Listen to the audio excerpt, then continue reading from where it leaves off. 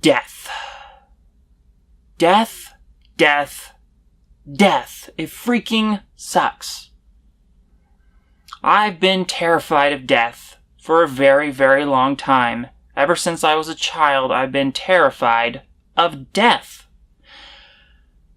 I hate the idea of growing old and dying.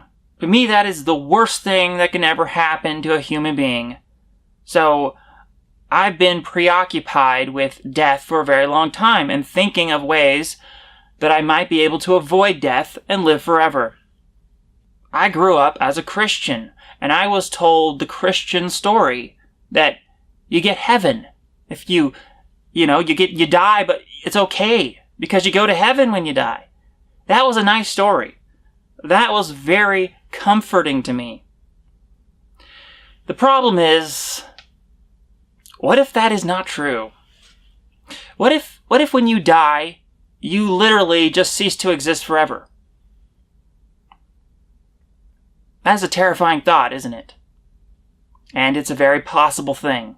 That death really is the end of everything. Everything you ever worked for. All your dreams, your hopes, your aspirations, your friendships. Everything. It all is flushed down the garbage chute when you die, and you get nothing. That is a awful, awful fate. To me, that fate, if we have to die and cease to exist, that pretty much renders life a pointless, meaningless thing. Like, what's the point? Okay, what is the freaking point of all of this if, in the end, we lose it all and we die and cease to exist? Freaking sucks. So, what I've been thinking is, ever since I became an atheist, and that was not of my own choice, my brain forced me to become an atheist because I was no longer able to believe in God. I was not convinced that it's true anymore. Or heaven. And so, my problem now is that I have to find a alternative solution to heaven. Okay, because what if heaven does not exist? What if your heaven is not real, people? You Christians that are listening to this? What if your heaven is a freaking fantasy? It sounds great. Yes, it's awesome if it were true. So, from my observations of Christians and most religious people in general, they are way too overconfident that their heaven exists. How do you know your heaven exists? Have you ever asked yourself that? How do you know that heaven is real? It seems like an awfully big gamble to make.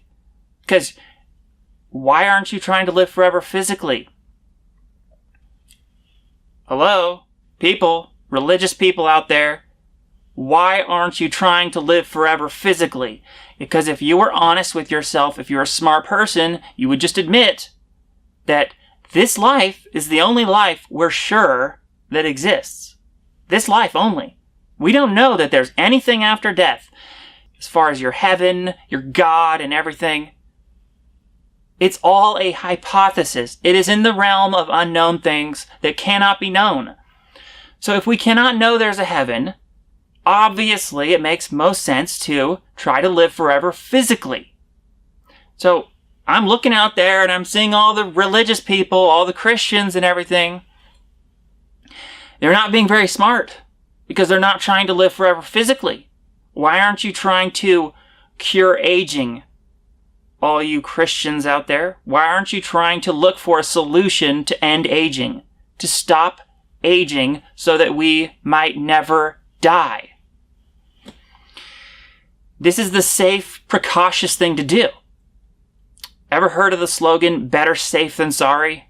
Meaning, let's apply this to death. Better safe than sorry. It's kind of obvious. Because we don't know if there's a heaven or any afterlife whatsoever, because death might be non-existence, if you were to be better safe than sorry, you would just not die. You would try not to die. You would try your hardest to live forever physically on this earth. Instead of gambling that there might be a heaven, you would actually try to create a heaven on earth. You'd try to cure all diseases, cure death itself, conquer death, and live forever physically on earth. That is the smartest thing to do for anyone that wants eternal life. Better safe than sorry. Always be better safe than sorry. For instance, I'm an atheist, but I apply that philosophy to my life in regards to a God. As an atheist, I cannot say for sure that there is no God. So I try to prepare for a God as best as I possibly can, just in case I am wrong. So I try to be an outstandingly moral person. I even try to obey the rules in the Bible, all the 10 commandments and everything that Jesus commanded. I try to obey it all, just in case I'm wrong. Just to be better safe than sorry. Now, I cannot believe in God. All you Christians out there, I've tried praying to the hypothetical God. Oh, hypothetical God, please reveal yourself to me. Oh, hypothetical God, please help me believe in you. Yes, I've tried it all. I've read the Bible. It didn't work. I'm still unconvinced. I'm still an atheist. So, for your hypothetical God, you guys claim your hypothetical God is going to freaking, damn me to hell, disqualify me from salvation because I'm an unbeliever. Wow, is that a douchebaggy thing to do?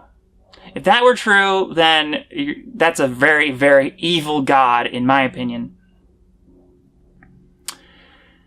So, I'm trying to be better safe than sorry. I'm living as though maybe there's a hypothetical God that's going to judge all my actions. But you Christians, you're not being better safe than sorry. You're not preparing for the scenario that there is no God. See, I'm trying to have it both ways. I'm trying to put my eggs in both baskets as best as I possibly can. I'll prepare for a God just in case there's some kind of judgment, just in case this life is a test. But gosh darn, I'm going to be prepared for the scenario that there is no God, meaning I gotta live forever physically on this earth. I gotta never die. That is obviously the logical thing to do. That's the rational, reasonable solution if you actually cared about living forever. You would take your health seriously. You would do whatever it takes to extend your life as long as possible. So people, are you being better safe than sorry? Are you going to be sorry in the end if you die and it turns out there is no God and you're rotting in the ground forever for the rest of eternity just because you were gambling that there's a heaven? That's an awfully big risk, and you're not being very, very serious about your eternal life if that's your attitude. If your attitude is, There's a God. I just know it. I know it in my heart. That's so many Christians. I've heard them. They're way overconfident. They're cocky. They're arrogant. Acting like they're so sure that they're going to go to heaven. Very, very dumb. Dumb. The Bible said the beginning of wisdom, the fear of the Lord is the beginning of wisdom. That's a very important aspect to wisdom, if you ask me. Fear of the hypothetical Lord, in my case. But there's another important aspect of fear that all the Christians are missing out on. They don't understand this. There's another important point, is that the fear of death is important. Not just your fear of your God. That's good. No problem with that. No issues. But fear of death. You fear death because that is the safest thing, because nobody knows that there's an afterlife. We need to create a heaven on earth. We need to live forever physically in the bodies we have. The Bible said, treat your body like a temple. I remember that. Growing up in Sunday school, they said, the Bible commands that you must treat your body like a temple. Well, if you're treating your body like a temple, you would live as safely and healthily as possible. You'd have the healthiest diet. You'd be researching how to extend your life. But when I look out there at all the religious people, they're not doing that. Most religious people are eating junk food. They're trashing their body with all kinds of unhealthy crap. They're not treating their body like a temple. And ultimately, I think they're going to be destroyed. And look, that's not to let atheists off the hook. In my camp of thought, most of my fellow atheists, they're also retarded. They don't fear death or the hypothetical God. They have no fear at all. They're going to go through life with this YOLO attitude that, hey, they're going to suck all the fun out of life. They're going to live it up, have fun, eat, drink, and be merry, for tomorrow they die. That's their attitude. They're happy to do that. They're happy to accept their death. And they're idiots. So I'm judging people on both sides of this. The atheists, the Christians, whoever is not taking their eternal life seriously, whoever is not trying to live forever physically, and whoever doesn't fear the hypothetical God, because that is important. Because none of us know at the end of the day if there is or if there isn't a hypothetical God that might be judging us. And if that were the case, if there was a hypothetical God, it's all a hypothesis. The rules are a hypothesis. Nobody knows the rules. It's all a gamble. It's all a wager. You have to make your best guess as what the rules of this hypothetical God might be. And that's it. It's all you can do. You can't just read a book like the Bible and say, oh yeah, this must be the rules of God. Yeah, this is it. Right here. No. You can use that to factor into your own guess.